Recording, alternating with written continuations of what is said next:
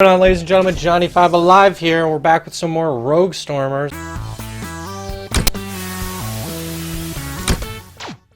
Spar had to go for a little bit, he'll be back, but I just wanted to test this game out with other people. And again, just like Kill to Collect, this game seems to have bad matchmaking. If I refresh the list, there are no games. If I join from the list, there are no games. If I quick match, there are no games. If I start a public game, nobody joins them. Either not a single person except for me has bought this game on Steam, or something is completely broken. And it's just unfortunate to see these indie games have such bad matchmaking. What can you do? So I'm going to do quickly go in solo and test some stuff without Spar here and just commentate while I play. Now it looks like they're making you redo the game every time, which is kind of annoying. You can't progress. It's like your traditional Nintendo games where you start from level 1 over and over again. What I'm thinking is when you beat the first world, you might be able to pick what world you want to go on to. And so I'm just going to explain the game and talk a bit.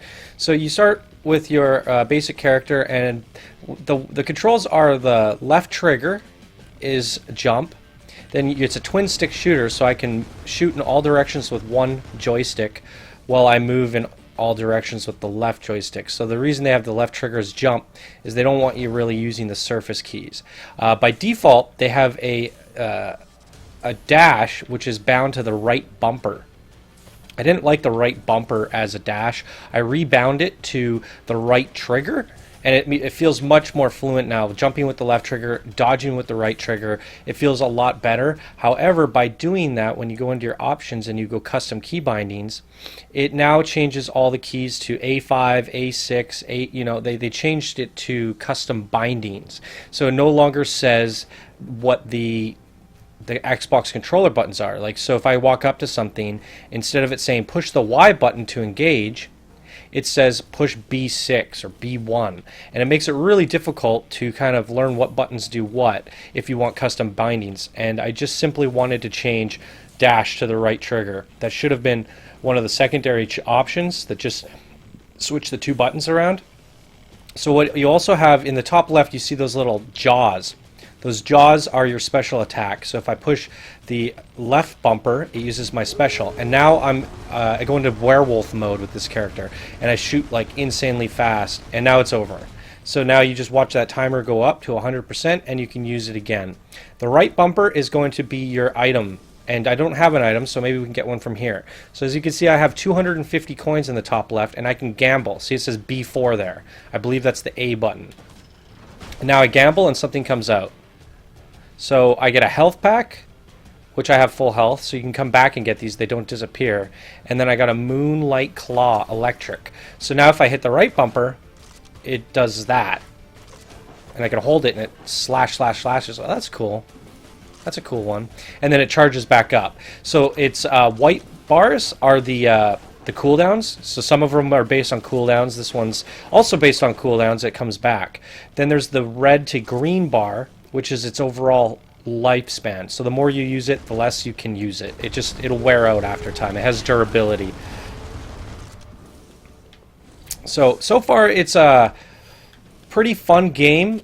At first you're like, okay, this feels a little tacky. It feels a little weird. I think rebinding the dodge helped a bit. My biggest complaint with this game is there's no double jump. So I mean, you can tap it and you can do a small jump, you can hold it, and you can kind of thrust.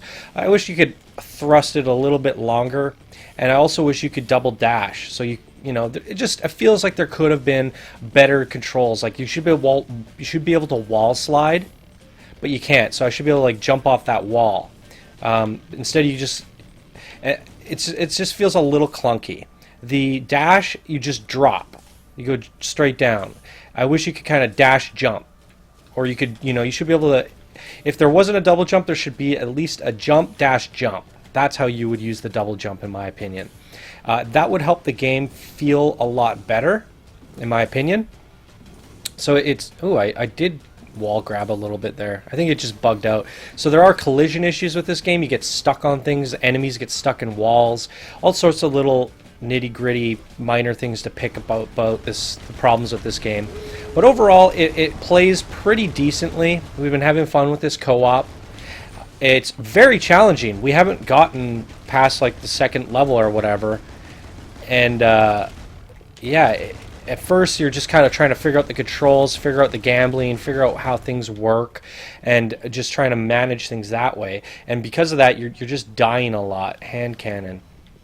So you can only get one item at a time, so if I pick that up, I lose my other power-up. So this is the hand cannon. You get 2 charges with that, and then it's on cooldown. So you can wait till the charge comes back, and there it is. Kaboosh.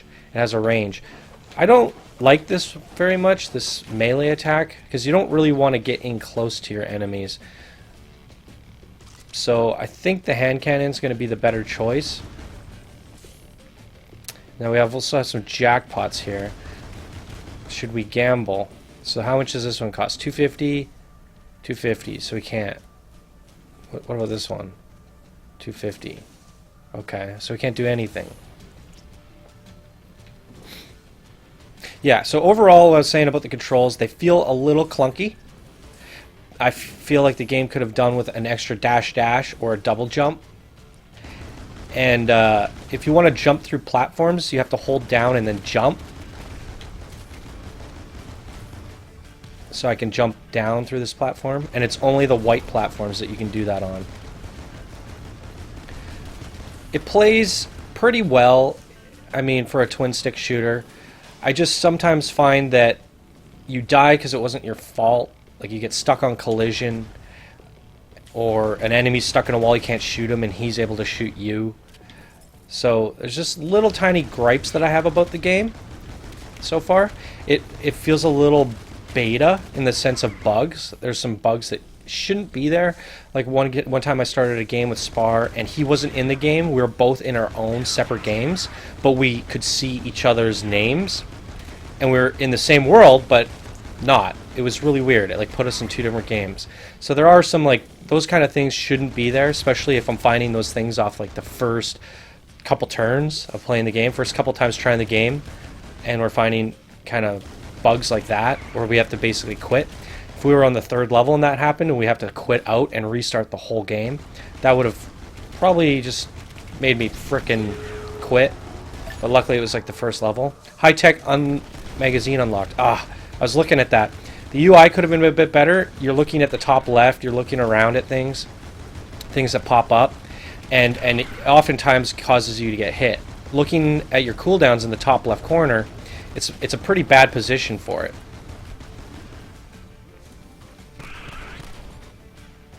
Some cash. So there's a lot of backtracking as well, especially in co-op. Like, alright, I took a little bit of damage, and if you see the map in the top right there, I can see that there's some pickups and some health, and I have to go back for it. Otherwise, things sometimes get a little too hard. And I don't mind backtracking in games, it's just... see, stupid stuff like that happens. And you pay for it. And like I said, if there was a double dash, you could really zip your way through the level, then backtracking wouldn't be so bad. So we can get these jackpots. I'm going to grab this one. It's really gambling. So I get some health. What is this? Shield emitter. So a protection shield. That's actually pretty useful. Can't do any more gambling. So I came all the way back, I healed up, and I got a shield emitter, which is pretty helpful. It protects against projectiles. Has a pretty quick cooldown.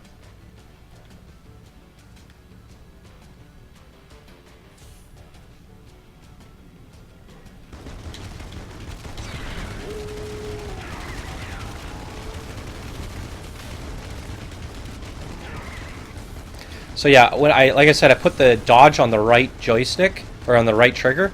I found that helped a lot because your hands are naturally on both triggers, and you don't use your special ups as much, so it makes sense to have the special up on the RB button. And I think that makes the game play better. I don't know why the developers didn't decide to do that. Can't afford 500, damn. So if I didn't go back for that jackpot, I would have been able to get that. And that's the whole point of this game being a risk-reward gamble factor.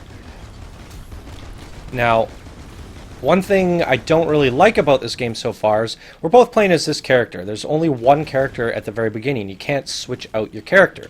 So, we don't know how to unlock characters, and it seems like you're going to have to beat an entire world to do that.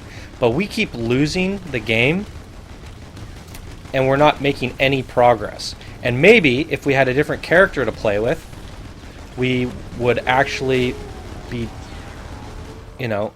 Maybe if I play my playstyle with a different character, I would be better than with this guy.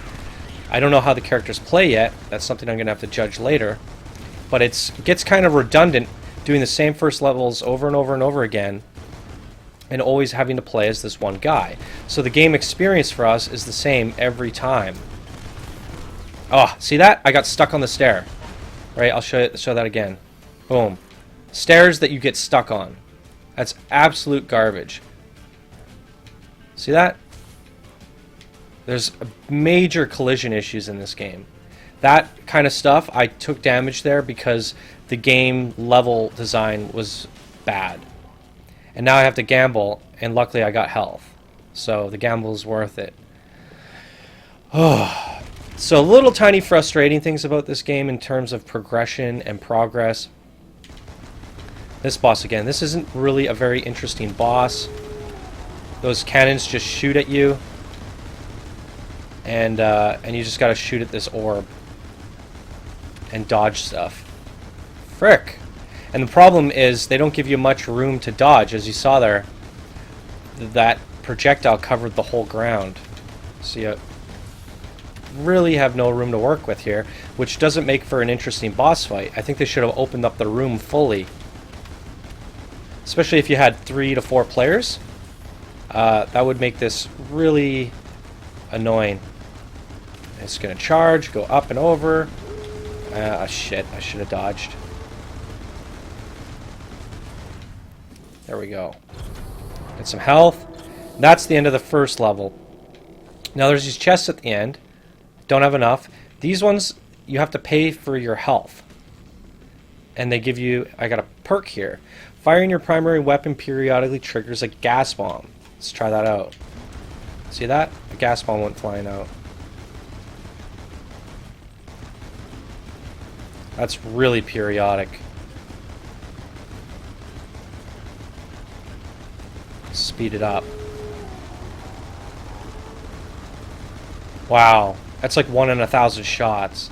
Not a very interesting perk at all. Okay. So that's the first level, and that's my kind of first impressions on this game. What I think of everything from just the basics here.